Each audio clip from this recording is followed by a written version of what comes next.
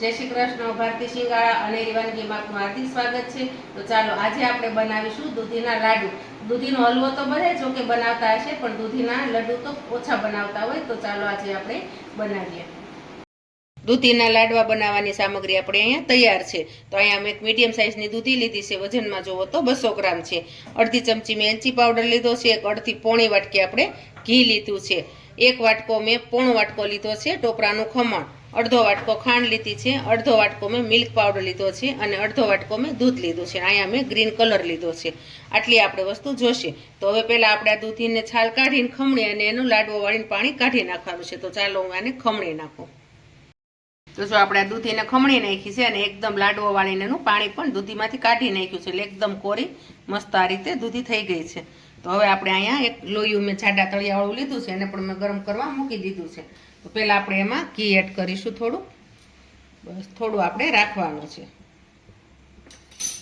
હવે આપણે એમાં દૂધી નાખીને શેકી નાખવાની છે.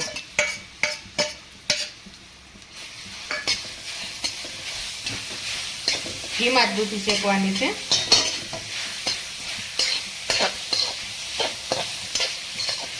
દૂધી શેકાઈ જશે એટલે કાચી નહીં લાગે, એટલે એનો સ્વાદ પણ બહુ મસ્ત લાગશે.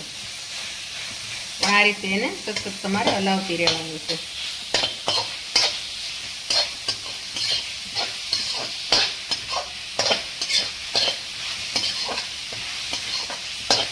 તો આપણે એને 2 થી 3 મિનિટ આ રીતે હલાવશું એટલે આપણે દૂધી એકદમ ઘીમાં શેકાઈ જશે. જો આમાં અવાજ આવે છે તો એ પાણીનો ભાગ હોય ને એ બળે છે.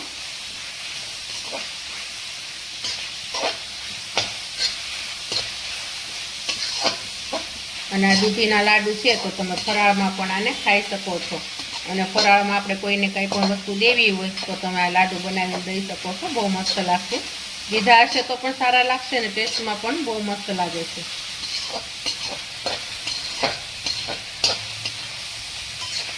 તો આપણું આ દૂધીનું છીણ બધું શેકાવા માંડ્યું છે.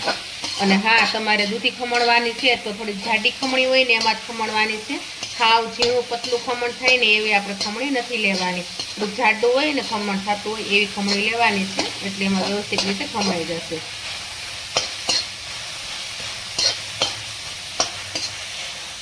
હવે આપણે આ શેકાઈ ગયું છે. હવે આપણે એમાં જે દૂધ લીધું હતું એ આપણે નાખવાનું છે. પહેલાં થોડું નાખશું, જરૂર પડશે તો આપણે પાછું નાખશું. કારણ કે શેકાઈ જાય દૂધી એટલે થોડીક એની ક્વોન્ટિટી ઘટી જશે એમાંથી. તો જો આપણે આટલું દૂધ નાખવાનું છે, વધુ નથી નાખવાનું, કારણ કે દૂધી શેકાઈ જાય એટલે થોડીક ઓછી થઈ જાય.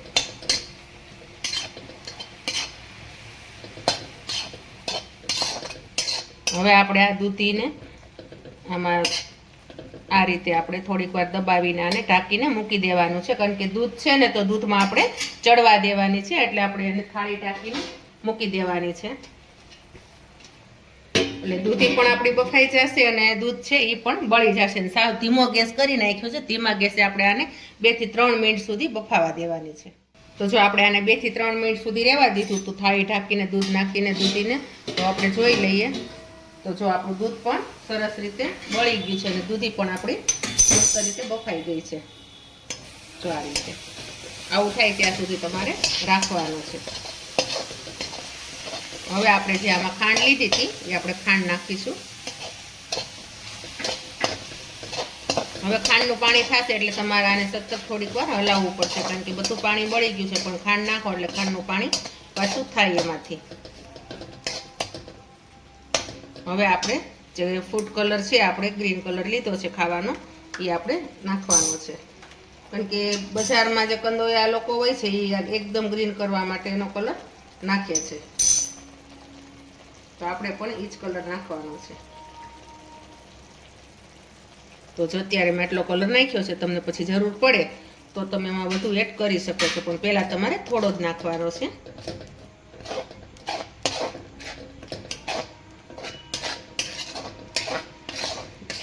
હજી આપણે આમાં જરાક એવો નાખવો પડશે. એક રાઈના દાણા જેટલો જ આપણે નાખશું, બહુ નહીં નાખીએ.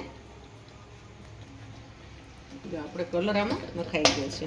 હજી આમાં આપણે મિલ્ક પાવડર આવશે ને ટોપરાનું છીણ આવશે ને એટલે થોડો કલર આપણો ઝાંખો થઈ જશે આમાં.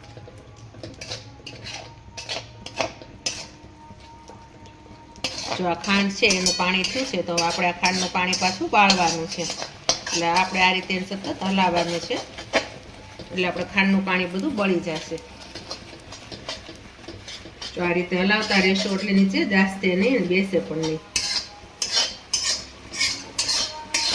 કલર કેટલો મસ્ત આવી ગયો ને, જેમ બજારમાં આપણે લાવીએ છીએ એનો કલર આવે એવો જ એકદમ ગ્રીન કલર આવી ગયો છે.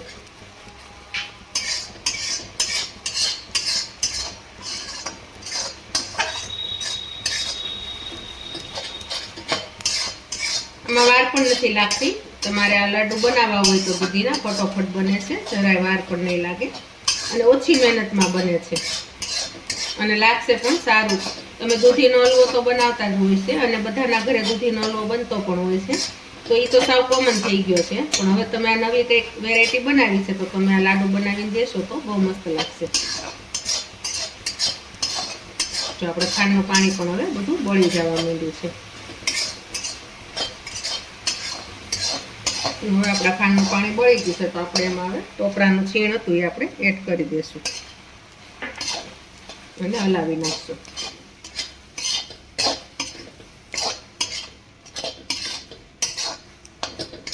અને આપણે હલાવી નાખ્યું. હવે આપણે એમાં દૂધ પાવડર છે એ આપણે એડ કરવાનો છે. તો જો આપણે આ દૂધ પાવડર છે એ લીધો છે તો એમાં આપણે 1 ચમચી જેટલું ઘી નાખવાનું છે. આપણે એમાં 1 ચમચી જેટલું ઘી એડ કરશું. હવે એને આપણે હાથેથી મિક્સ કરીને પછી નાખવાનું છે, કારણ કે તમે કોરો આમનામ દૂધ પાવડર નાખશો ને તો ગાંઠા ગાંઠા થઈ જશે. એટલે આમાં તમે ઘી નાખીને આ રીતે મિક્સ કરીને નાખશો ને તો એના ગાંઠા નહીં પડે. અને આની જગ્યાએ તમારે દૂધ પાવડર ન નાખવો હોય તો આની જગ્યાએ તમે માવો પણ આમાં એડ કરી શકો છો. માવો નાખવો હોય તો તમારે દૂધ પાવડર નહીં નાખવાનો. જો આપણે મસ્ત થઈ ગયો છે. હવે આપણે એડ કરી દેવાનું. હવે આપણે એને મિક્સ કરી નાખશું. મસ્ત આપણું બેટર પણ મસ્ત રીતે થઈ ગયું છે.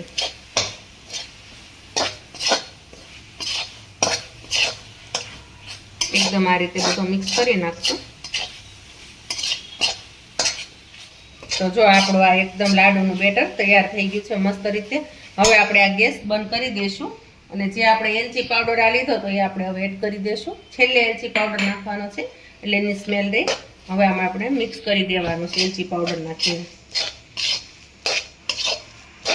તો જો આપણે લાડુ વળે એટલું મસ્ત બેટર બની ગયું છે આપણું. હવે આપણે આને ડીશમાં કાઢી લેવાનું છે.